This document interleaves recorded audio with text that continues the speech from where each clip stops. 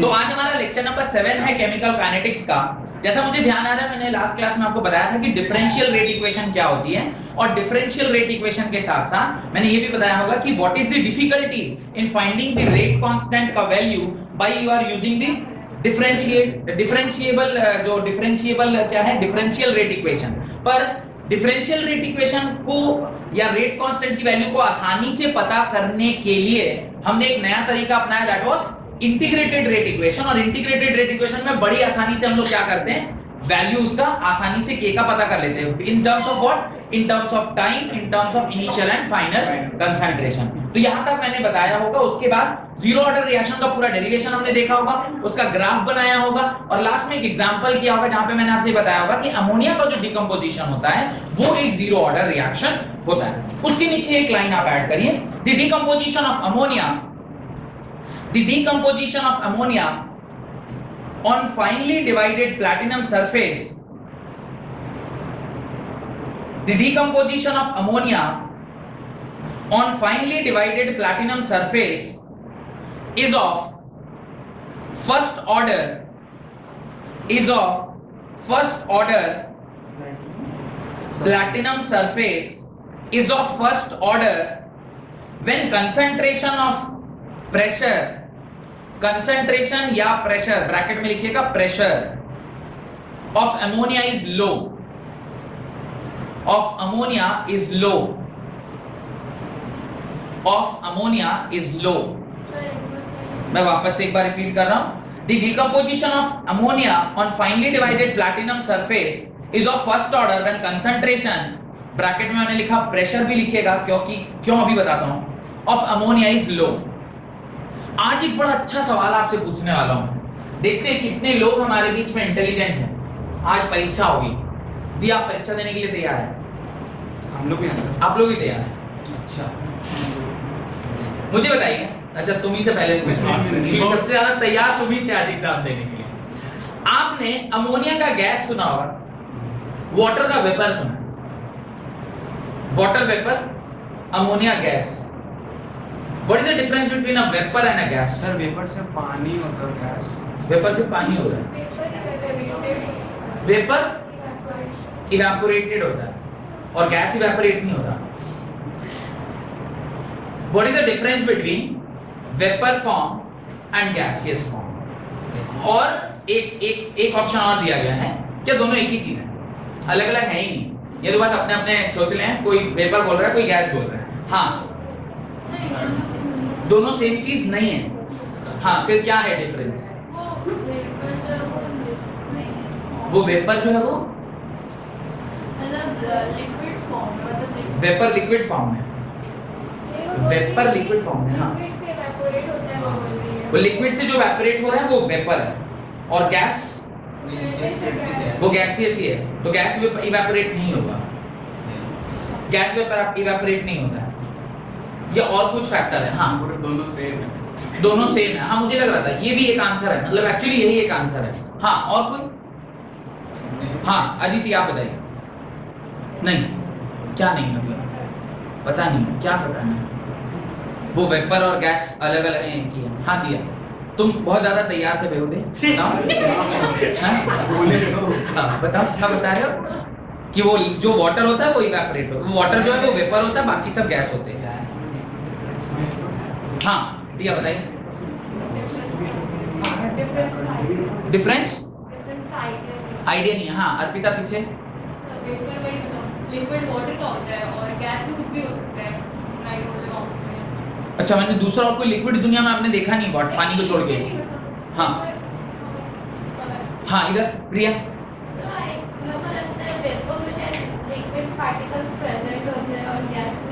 वो तो ह्यूमिडिटी हो गई, वो अलग चीज है।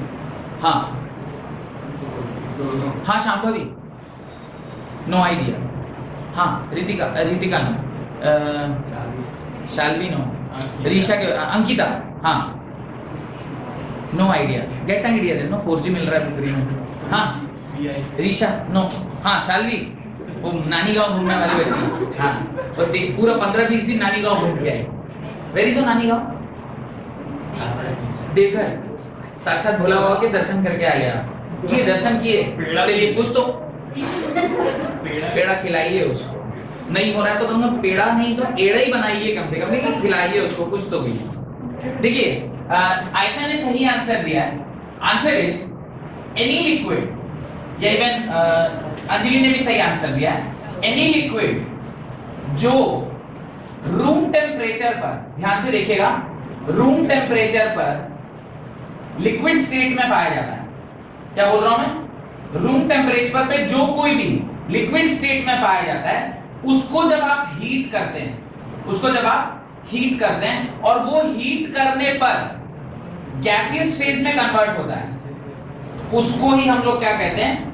वेपर कहते हैं। उसको ही हम लोग क्या कहते हैं? वेपर कहते हैं। यानी किसी भी सब्सटेंस जो कि रूम टेम्परेचर पे लिक्विड स्टेट में एग्जिस्ट कर रहा है, पानी रूम टेम्परेचर पे लिक्विड स्टेट पे एग्जिस्ट कर रहा है, इसीलिए ज्यादातर हम लोग वाटर वेपर सुनते हैं, क्योंकि पानी एक ऐसा लिक्विड है जो रूम टेम्परेचर पे लिक्विड स्टेट में होता है। उसको जब आप हीट करते हैं और हीट करके उसके बॉइलिंग पॉइंट तक लेके जाते हैं, उसके बाद वो किसमें कन्वर्ट हो जाता है? गैसियस फेज में, तो उसको क्या बोलते हैं? वेपर बोलते हैं। Whereas oxygen is a gas at room temperature, तो वो गैसियस फेज में। Ammonia is gas at room temperature, वो गैसियस फेज में।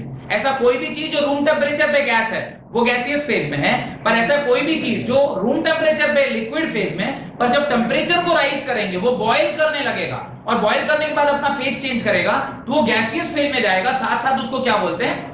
वेपर भी बोलते हैं। और गैस को अगर हम लोग ये रूम टेम्परेचर पे हीट देंगे तो वो भी तो वेपर में बनेगा। वो तो पहले से गैस है, वो क्यों वेपर बनेगा? गैस है वो तो गैस ही रहेगा।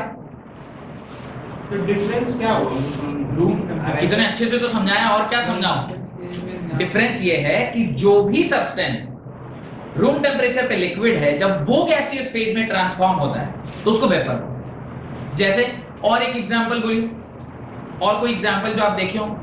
पेट्रोलियम, अल्कोहल, ये सब पेट्रोलियम इज लिक्विड, लेकिन वो क्या करता है? भाप बनता है, तो आप पेट्रोलियम का वेपर बोलेंगे। इट इज नॉट पेट्रोलियम का गैस, पेट्रोलियम का वेपर फेज है। आप अल्कोहल जब इवेपोरेट करता है, आप उसको क्या बोलते हैं? अल्कोहल का वेपर, वो वेपराइज कर गया। We use a word known as vaporization. Vaporization means exist in liquid state, पर due to temperature and pressure वो क्या कर गया? वेपर फेज में कन्वर्ट कर गया। Vapour phase means gaseous phase में कन्वर्ट कर गया। एक्चुअली उसका एग्जिस्टेंस कैसा था? रूम टेम्परेचर पे लिक्विड स्टेट में था। तो एक इंपॉर्टेंट चीज है जो अचानक से मेरे दिमाग में ऐसे क्लिक किया, मैंने चाहा कि आपके साथ शेयर करें। कुछ लोगों को पहले से पता था, जैसे अंजलि, आयशा, वेरी गुड। इस हिसाब से आपने ये वेपर फेज और गैसियस फेज का अंतर क्या होता है ये पता कर लिया। अब आगे लिखिए फर्स्ट ऑर्डर रिएक्शन, हेडिंग डालें first order reaction, right? First order reaction, और फर्स्ट ऑर्डर रिएक्शन के अंदर आप डेरिवेशन स्टार्ट करने से पहले लिखिए कोई एक रिएक्शन है जो रिएक्टेंट से प्रोडक्ट को जा रही है, राइट? उसके नीचे लिखिए in this class of reaction, in this class of reaction the rate is proportional to, in this class of reaction the rate is proportional to first order of concentration of the reactant R, first order of concentration of the reactant R। क्या कह रहे हैं? rate is equal to minus d concentration of R by dt is equal to k times concentration of R के power 1। यहां तक किसी को कोई दिक्कत? फर्स्ट ऑर्डर रिएक्शन तो यही होगा। ये फर्स्ट ऑर्डर रिएक्शन इसलिए है क्योंकि जो रिएक्टेंट का जो पावर है दैट इज 1, और वही जो रिएक्टेंट का पावर होता है उसी से हमें ऑर्डर के बारे में पता चलता है।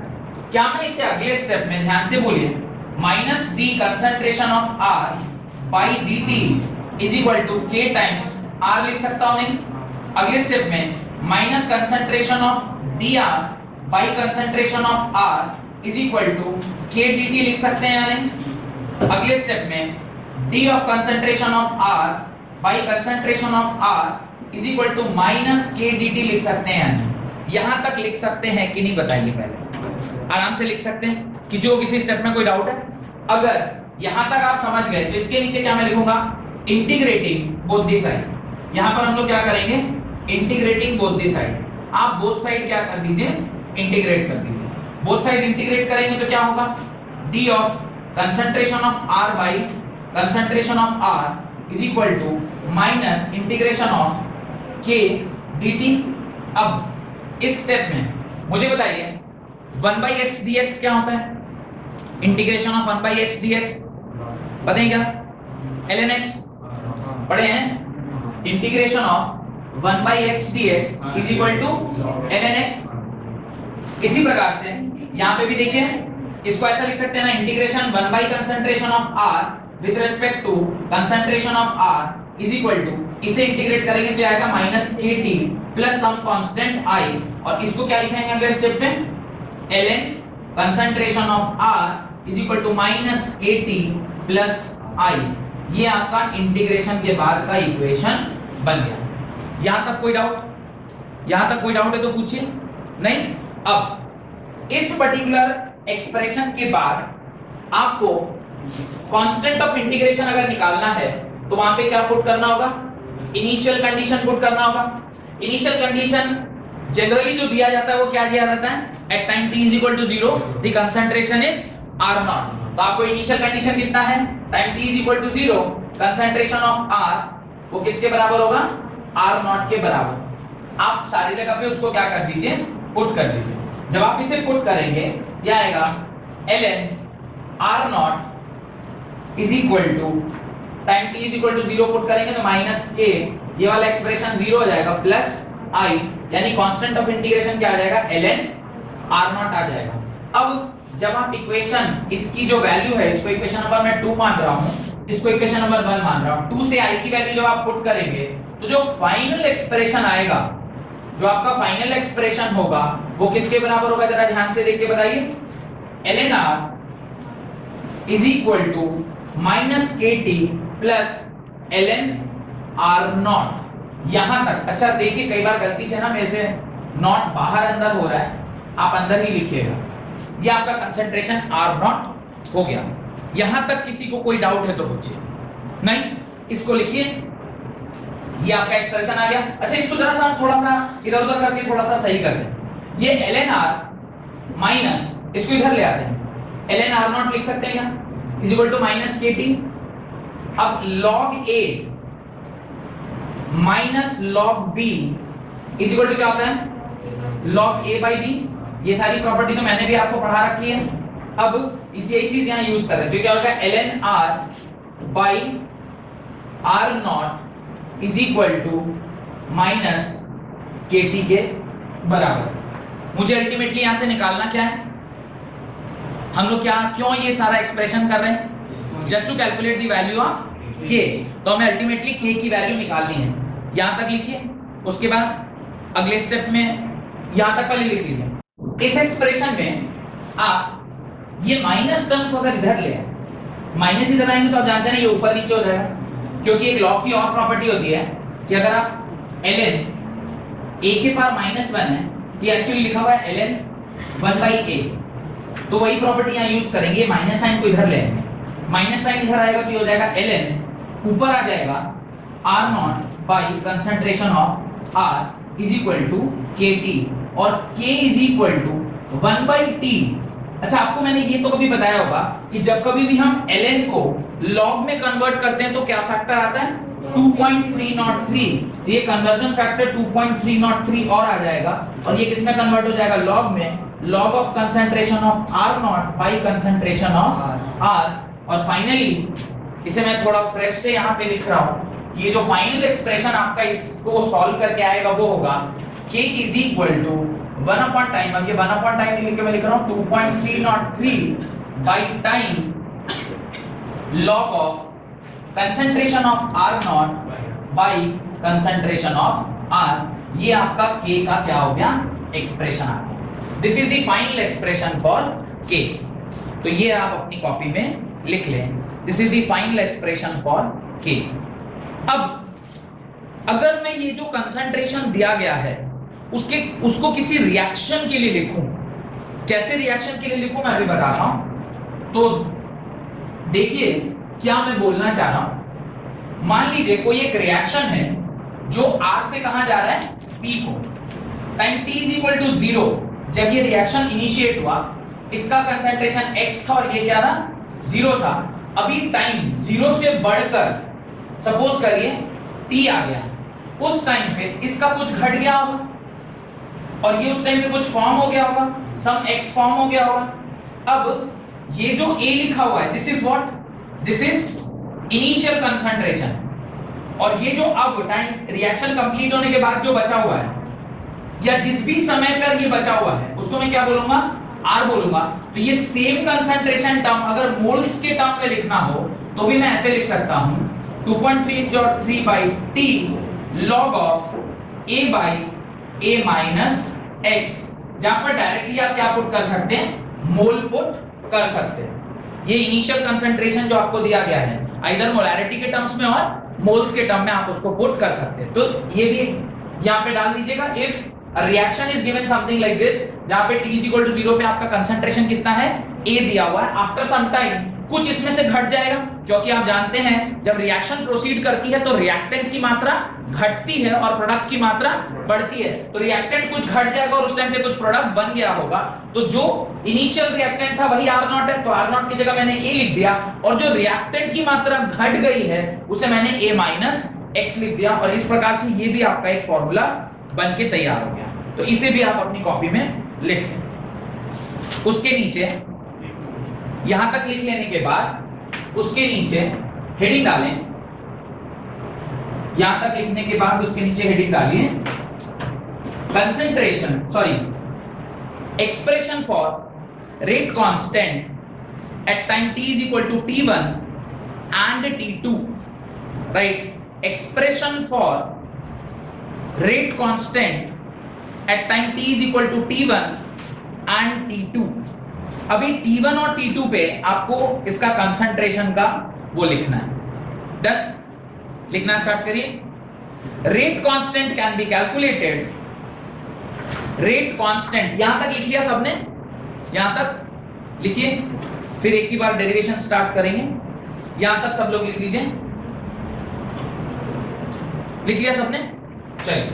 अब ये जो एक्सप्रेशन हम लिख रहे हैं, यहां पे time t is equal to 0 से स्टार्ट हुआ था और time t is equal to t तक गया था। अब वो कह रहा है कि आप ऐसा एक्सप्रेशन लिखें जहां पे दो अलग-अलग टाइम मतलब किसी भी दो टाइम पीरियड के बीच में अगर आपको एक्सप्रेशन लिखना है। सपोज करिए अभी जो एग्जांपल लिया था वो था time t is equal to 0 से some time t is equal to t। अभी मैं बोल रहा हूं 10 सेकंड से स्टार्ट करके 13 सेकंड के बीच में k का वैल्यू क्या है निकालो, या रेट का वैल्यू क्या होगा निकालो। तो अभी t1 t2 लेना पड़ेगा। हेडिंग डालिए expression for rate constant eight time t1 and t2। अब समझ में आया वो t1 एंड t2 क्या है, लिखिए। Rate constant can be calculated, rate constant can be calculated if concentration of reactant are measured, if concentration of reactant are measured at time t1 and t2, at time t1 and t2। तो at t1 जब आपका समय t1 है उस time पे आप rate का equation क्या लिखोगे, आप लिखेंगे ln r1 is equal to minus k times t plus ln r0, यही लिखेंगे ना। और जब आप at time t is equal to t2 इसी एक्सप्रेशन को लिखेगा तो आप लिखिएगा ln r2 is equal to minus k time इसको t1 इसे t2 plus ln r0। यहां तक किसी को कोई डाउट है क्या कि ये एक्सप्रेशन आपने कहां से लिखा? आपके डेरिवेशन में ये वाला एक्सप्रेशन मैंने लिखा हुआ है, ये एक्सप्रेशन मैंने डब्बा भी बनवाया होगा जहां पे आपने इस तरह का एक्सप्रेशन लिखा होगा ln r is equal to minus kt plus ln r0। ये दोनों एक्सप्रेशन मैंने एज इट इज यहां पे लिख लिया। वेयर लिखिए r1 and r2 are the concentration of reactant। ये दोनों लाइनें लिखने के बाद इसके नीचे आपको लिखना है here या where r1 and r2 are concentration of reactant, r1 and r2 are the concentration of reactant at T1 and T2 respectively, at T1 and T2 respectively। ये T1 और T2 पे कंसंट्रेशन दिया गया है R1 और R2। जो कि कुछ भी हो सकता है, क्योंकि इनिशियल कंसंट्रेशन तो सेम है, पर किसी भी रैंडम टाइम t पर जो कंसंट्रेशन होगा वो कुछ भी होगा R1, किसी भी रैंडम टाइम t2 पे जो कंसंट्रेशन होगा वो कुछ भी होगा R2, इसलिए लिख रहा है R1 and R2 are the concentration at time t1 and t2 respectively. अब आपको क्या करना चाहिए, इन दोनों को इक्वेशन नंबर देके इसको माइनस कर दीजिए। आप कहेंगे लॉजिक माइनस करने का, माइनस करिएगा तो ये वाला टर्म क्या हो जाएगा, कैंसिल हो जाएगा। तो लिखिए इसको इक्वेशन नंबर कहां तक माने में, पहले देखिए डेरिवेशन में आप कहां तक इक्वेशन मान चुके हैं, 3 तक माने होंगे शायद, 2 तक, तीसरा फाइनल इक्वेशन हो गया। जो आपने फाइनल डब्बा बनाया है उसको आप 3 नंबर इक्वेशन मानिए, ठीक है। उसके बाद इसको आप चौथा और पांचवा नंबर इक्वेशन लिखिए, this you right 4th number equation, और इसको लिखिए पांचवा equation, right. Subtracting equation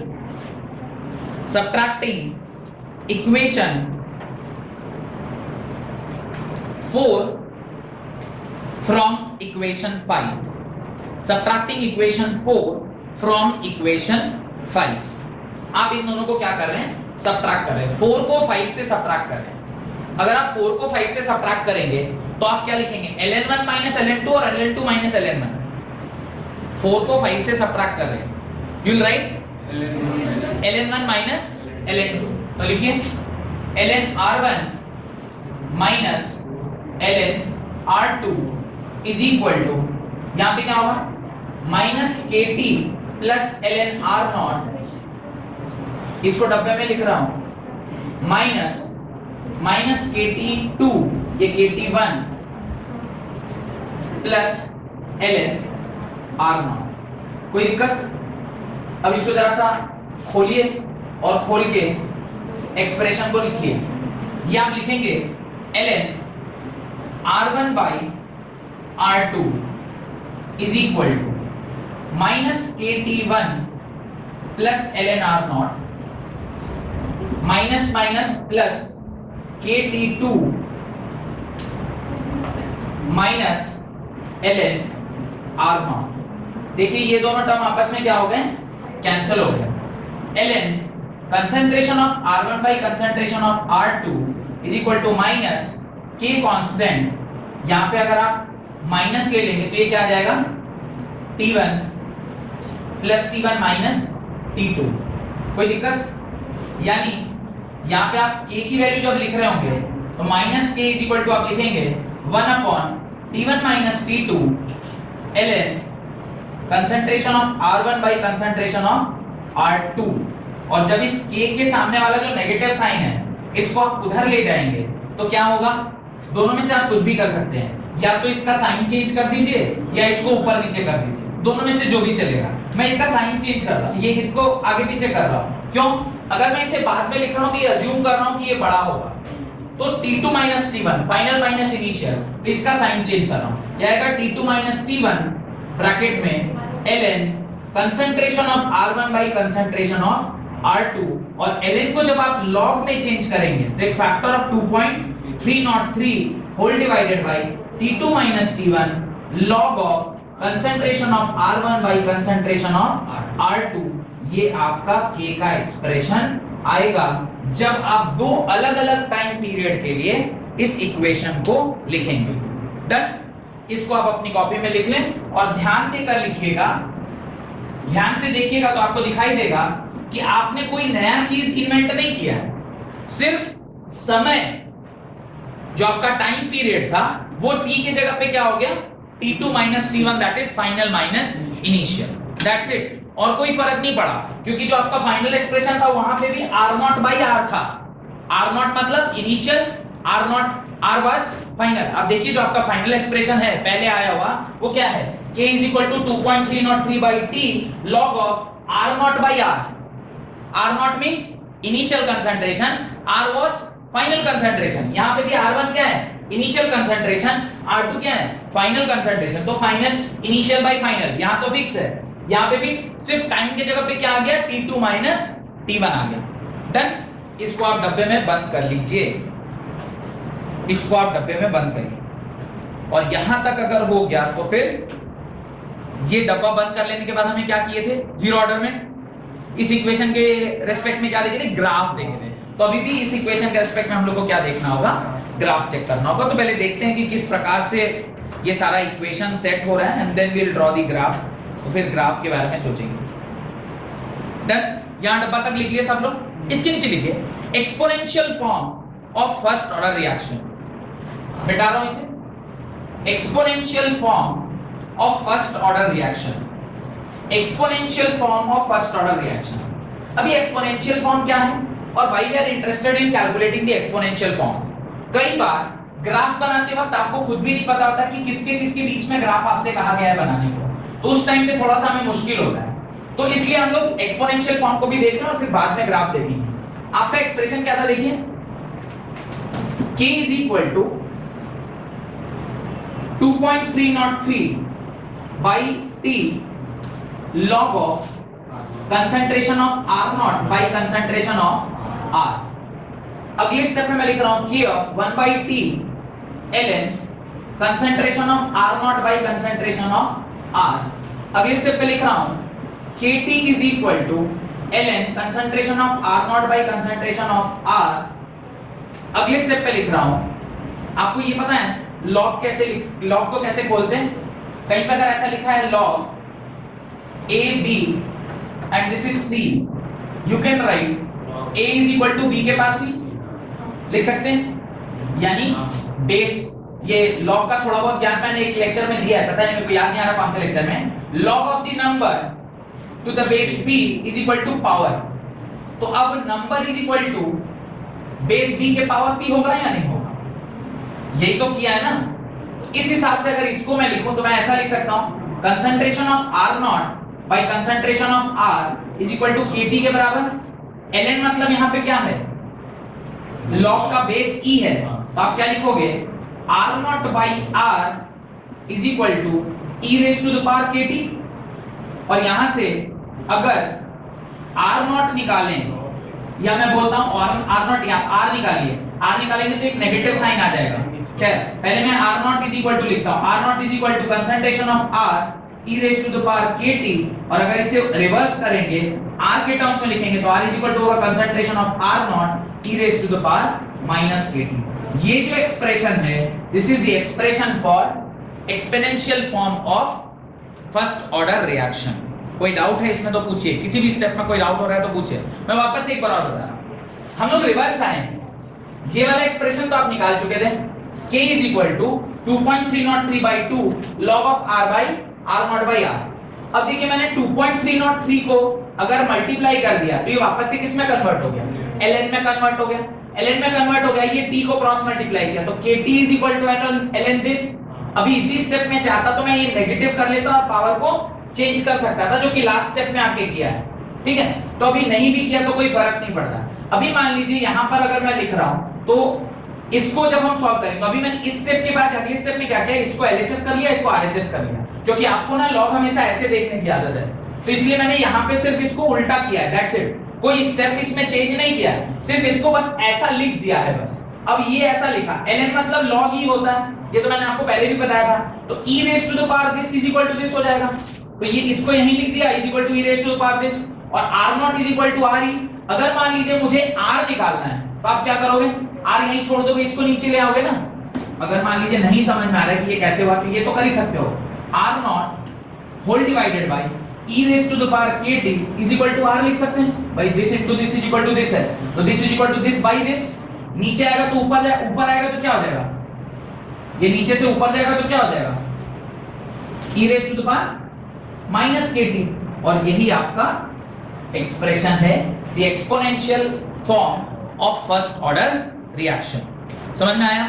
exam में अगर डेरिवेशन आएगा एक्सपोनेंशियल फॉर्म का तो 2 या 3 नंबर का है, तो यही वाला सिर्फ करना है। डोंट स्टार्ट फ्रॉम एकदम पूरा स्टार्टिंग से करके यहां तक नहीं लाना है। पर अगर 5 नंबर का सवाल पूछता है कि exponential form of first order reaction, ऊपर से स्टार्ट करके यहां तक पहुंचे, ठीक है। अगर आपको और ज्यादा कुछ इंप्रेस करना है टीचर को तो लगे हाथ तो इसका ग्राफ भी बना दीजिएगा, तो पूरा 5 नंबर मिलने में कहीं कोई डाउट नहीं है। जहां तक रह गई बात आपके ऑब्जेक्टिव की, तो ऑब्जेक्टिव में किस प्रकार का क्वेश्चन पूछा जाएगा, वो एसेशन रीजन का हो सकता है, या मैंने लास्ट क्लास में भी आपको एग्जांपल दिया था कि डेरिवेशन बेस्ड कोई सवाल आ सकता है, या एक क्वेश्चन भी आपको कराया होगा कल फिजिक्स की क्लास में क्वेश्चन कराया होंगे, ध्यान होगा, जहां पे डेरिवेशन के बीच का एक पॉइंट उठा के आपसे न्यूमेरिकल पूछा था, वो कल याद है, एक सर्कुलर वो जो बनवाए थे, तो डेरिवेशन लूप वाला, तो बीच से भी कुछ उठा के पूछ सकता है। तो डेरिवेशन आपको पक्का क्लियर होना चाहिए, पता नहीं कौन से स्टेप से क्या पूछ ले, तो ऑब्जेक्टिव तो और डिफिकल्ट होता है,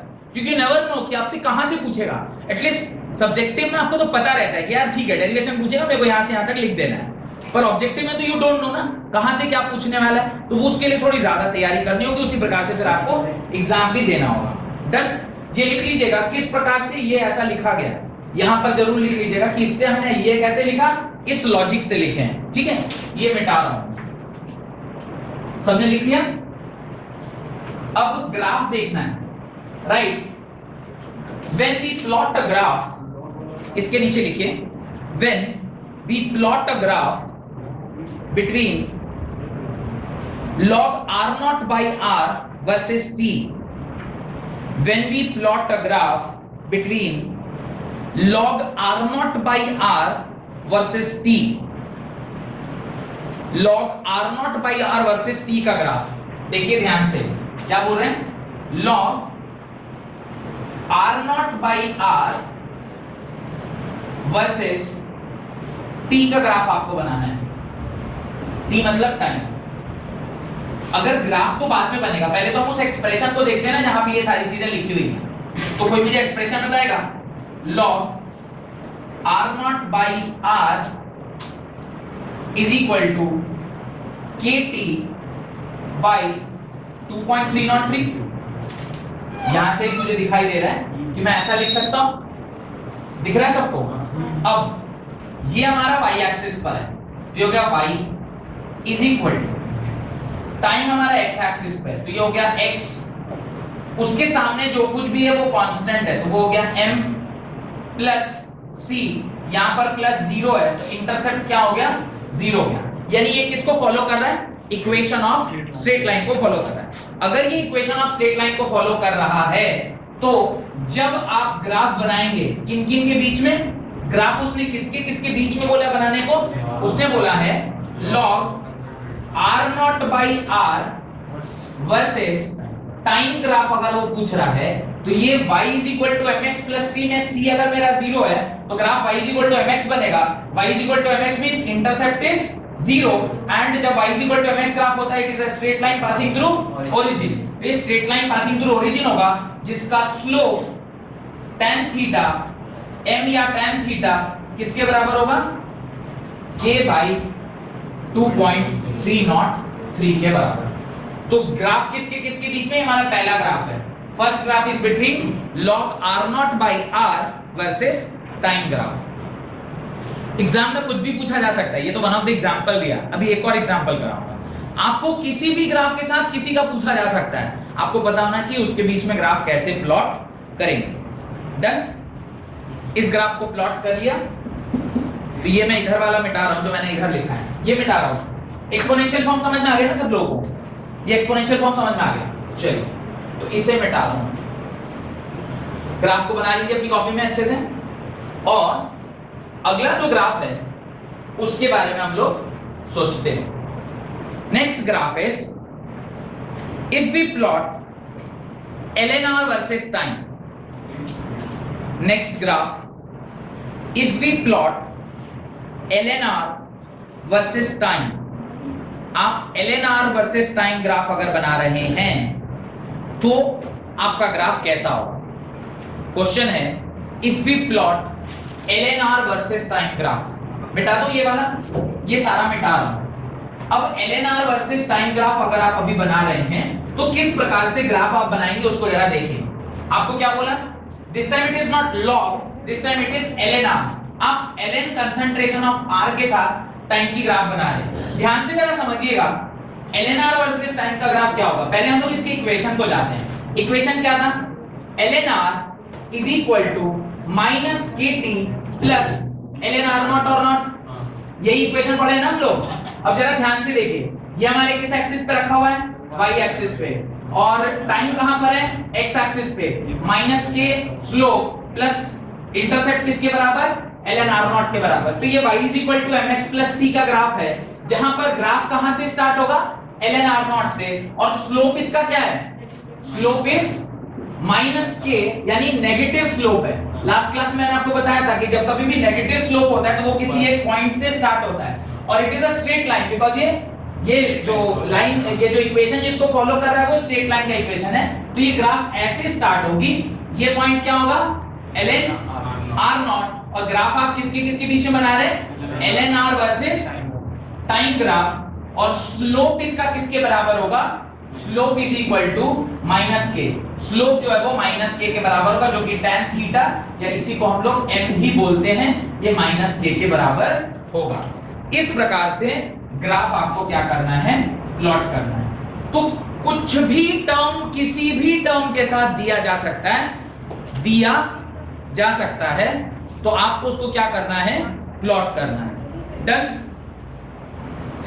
इसके नीचे बस दो एग्जांपल लिखिए, एग्जांपल्स ऑफ फर्स्ट ऑर्डर। ये ग्राफ समझ में आया? आपको भी अपने से अगर कोई भी दो टर्म दे दिया गया, अब डेरिवेशन में बहुत सारे एग्जाम आपने एक्सप्रेशन लिखे, किसी भी एक्सप्रेशन से अगर एग्जाम में आपको ग्राफ बोल दे और आपको वो चार एग्जांपल, वो चार ऑप्शंस दिए हुए, तो आप उसमें से पहले प्लॉट करके आप टिक मार लेंगे ना कि कौन सा इसका एक्सप्रेशन होगा।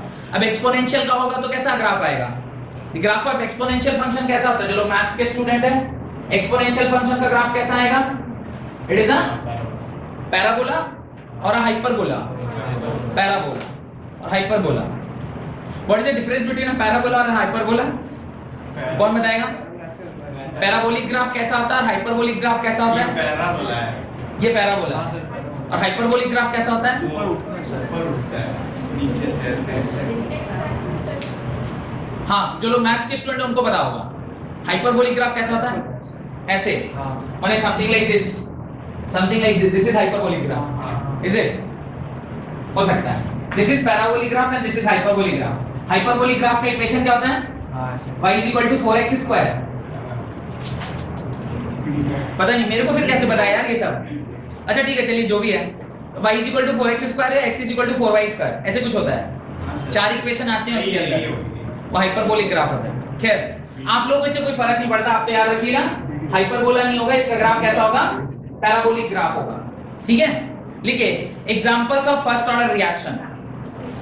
पहला एग्जांपल लिखिए, all natural and artificial radioactive decay, all natural and artificial radioactive decay, all natural and artificial radioactive decay। radioactive decay किसको बोलते हैं, uranium disintegrating into thorium and plutonium. disintegration, uranium जो है वो टूट रहा है छोटे छोटे पार्ट में। आपने टर्म पढ़ा होगा nuclear fission and nuclear fusion. Fission means टूटना और फ्यूजन मींस जुड़ना।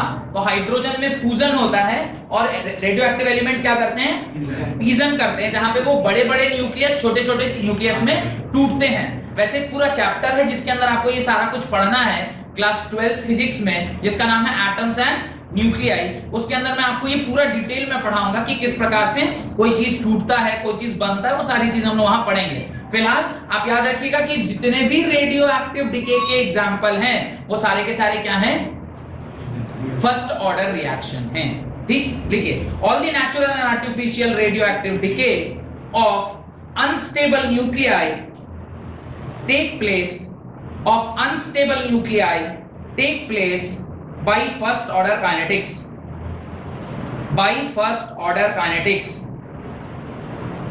एग्जाम्पल, एक एग्जाम्पल लिखिए, Ra जिसका एटॉमिक नंबर है 88 एंड एटॉमिक मास है 226, ये डिसइंटीग्रेट होगा या डिसोसिएट करेगा हीलियम प्लस Rn में, He24 प्लस Rn 86 222। ये जो रिएक्शन है ये एक फर्स्ट ऑर्डर रिएक्शन है, और इसका जब आप रेट लिखेंगे तो इसका रेट एक्सप्रेशन क्या होगा, rate is equal to some constant के Ra के पावर 1। इसका जो आप रेट लिखेंगे वो कैसे लिखेंगे, rate is equal to k into Ra के पावर 1, पहला। Second, hydrogenation of ethene hydrogenation of ethene, second example, hydrogenation of ethene आपने कहां देखा है बताइए? Have you seen hydrogenation of ethene? आपने क्लास 11th के हाइड्रोकार्बन चैप्टर के एल्केन एल्काइन में हाइड्रोजिनेशन वर्ड पढ़ा है। What is hydrogenation? Addition of hydrogen is hydrogenation. आप हाइड्रोजन को ऐड करते हैं, वो होमोलाइटिक क्लीवेज होगा, बॉन्ड टूटेगा, Hb टूटेगा और दोनों आपस में जाके जुड़ जाएंगे। थोड़ा बहुत याद आ रहा होगा, to convert a unsaturated bond into a saturated bond, एक रिएक्शन ऐसे पढ़ाई होगी क्लास 11th में मैंने आपको। वो जो प्रोसेस है वो भी क्या है? फर्स्ट ऑर्डर रिएक्शन है। एंड आगे लिखिए, decomposition of N2O5 and decomposition of N2O5 पढ़ाए हैं। N2O5 पढ़ाए हैं आपको। एक सवाल भी दिए हैं N2O5 के ऊपर, कहा होगा घर से करके आइएगा जो आपने नहीं किया होगा। N2O5 का भी कंसंट्रेशन रिएक्शन से कैसे पता चला था याद है? 2 स्टेप रिएक्शन थी। N2O5 कैसे हो रहा था? N2O5 जब पहले स्टेप जो कि स्लो स्टेप था उसमें टूट रहा था, वो बना रहा था NO2 प्लस NO3, और अगले स्टेप में N2O5 plus NO3 was giving NO2 3 times plus oxygen. याद आ रहा है कुछ? इस प्रकार से आपकी रिएक्शन हुई थी। ये फास्ट रिएक्शन थी, और जब हमने इसकी मॉलिक्यूलरिटी से इसका रेट लिखा था, मैंने कहा था कि इसका रेट जो होता है वो K टाइम्स N2O5 के पावर 1 आएगा। ये 1 मुझे कैसे पता चला? क्योंकि मुझे पता चल गया कि ये रेट डिटरमाइनिंग स्टेप है, और रेट डिटरमाइनिंग स्टेप का जो मॉलिक्यूलरिटी होता है वही रेट ऑफ रिएक्शन होता है, इसलिए इसकी ऑर्डर क्या होगी? 1 होगी। एग्जांपल में लिखवाए होंगे, तो ये एग्जांपल भी आपका किसका एग्जांपल है? फर्स्ट ऑर्डर रिएक्शन का एग्जांपल है। डन? यहां तक रखते हैं आज की क्लास में। अगली क्लास में फर्स्ट ऑर्डर रिएक्शन के ऊपर कुछ सवाल, और फिर half life of a first order reaction अगली क्लास में हम लोग पढ़ेंगे। हाफ लाइफ मतलब कि वो रिएक्शन सपोज 2 घंटे में पूरी हो रही है, तो उस रिएक्शन का हाफ लाइफ कब आएगा? 1 घंटे पे।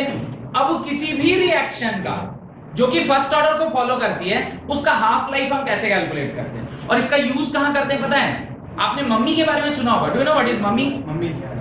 वो इजिप्ट में जो मम्मी है, मम्मी लोग जो उसमें आप पिरामिड्स के अंदर आप पुराने राजा रानी को दफन करके रखते थे, उनकी एजिंग पता करते हैं।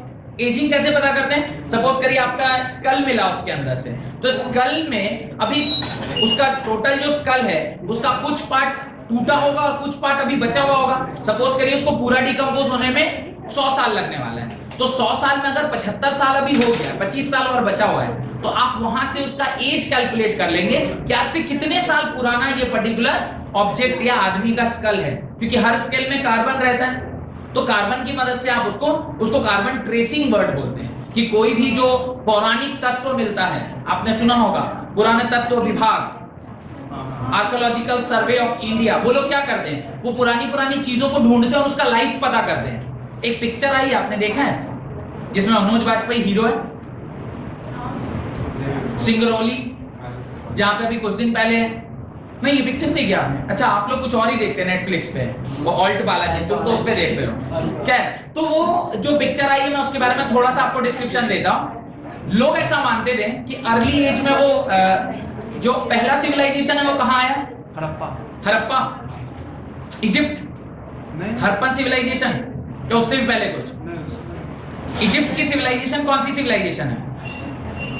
हड़प्पा तो बहुत बाद में आया। इजिप्ट की civilization is the first civilisation.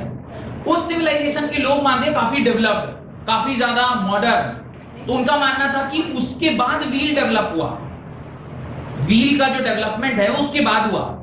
अच्छा, महाभारत काल कब लोग मानते हैं? आज से 6-7 हजार साल पहले, मिनिमम 5000 साल पहले। 5000 साल पहले महाभारत में जो रथ यूज किया गया था वो सिंगरौली की खुदाई में निकल गया। Singrauli is a place near Haryana. तो अभी जो हिस्टोरियन है वो कह रहे हैं कि अब ये सही है, ये सही है। तो जब तक ये पता नहीं चल रहा था कि वो जो रथ का पूरा रथ वहां से निकल के आया, तो अभी पूरा रथ अगर निकल के आ गया तो आपने 2 चीजें प्रूव कर दी। एक कि जो सिविलाइजेशन जिसको आप ओल्डेस्ट सिविलाइजेशन मानते थे, उससे पहले हमारे भारत में सिविलाइजेशन था। दूसरा, महाभारत कहानी नहीं है, वो एक्चुअली में हुआ था। ये 2 बातें प्रूफ हो गई। उसके ऊपर एक पिक्चर बनी है, उसको जरूर देखिए। मनोज वाजपेयी ने उसके ऊपर काफी अच्छा काम किया है, वो पिक्चर जरूर देखिए। खैर, बहुत बहुत धन्यवाद। संगरोली नाम है पिक्चर का, जगह के नाम से मेरे को याद नहीं कहां देखा। हाँ एग्जैक्टली, डिस्कवरी पे। Very good. डिस्कवरी प्लस में, ठीक बोल रहे हैं, उसी पे मैंने देखा था। बहुत अच्छी पिक्चर है, देखिएगा। हिस्ट्री के साथ आपको थोड़ा बहुत प्यार होना स्टार्ट हो जाएगा।